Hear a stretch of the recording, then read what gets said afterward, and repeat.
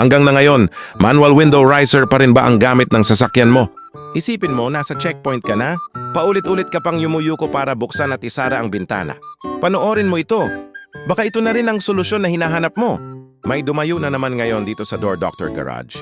At hindi biro ang pinanggalingan niya dahil galing pa siya ng Cotabato. Ang dala niyang sasakyan ay isang Toyota van at ang sadya niya talaga ay ipa-convert ang manual window riser nito papuntang power window. Ayon kay customer, matagal na raw niyang gustong ipa-convert ang sasakyan niya.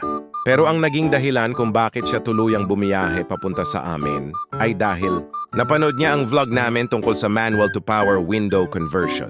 Sabi pa niya, sobrang nakarelate siya dahil pareho sila ng sitwasyon.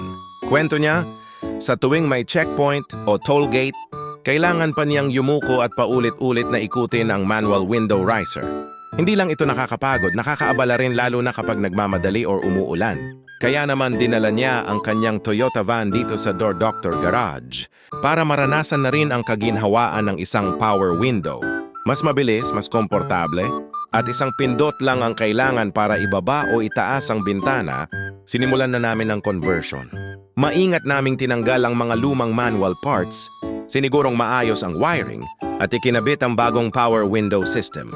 Bawat koneksyon ay sinuri at bawat galaw ng bintana ay itinest namin para siguradong maayos ang magiging resulta. Pagkatapos ng installation, sinubukan agad ni customer ang bagong power window. Isang pindot lang, maayos nang bumaba at umangat ang salamin.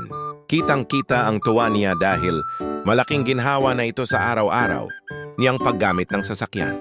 Kung gusto mo ring ipa-convert ang manual window ng sasakyan mo, bisitahin kami dito sa Door Doctor Garage, NLSA Road, Barangay Lagao, General Santos City. Maayos naming gagawin ang trabaho at sisiguraduhin naming sulit ang ipinagkatiwala mo sa amin. Maraming salamat sa tiwala, sir, at salamat din sa panonood ng aming mga vlog. At kung gustuhan na ninyo ang video na ito, huwag ba kalimutang i-like, i-share, at i-follow ang aming page para mas marami pa kayong mapanood na automotive repair at conversion videos. Kita-kits tayo sa susunod na vlog dito lang sa Door Doctor Garage.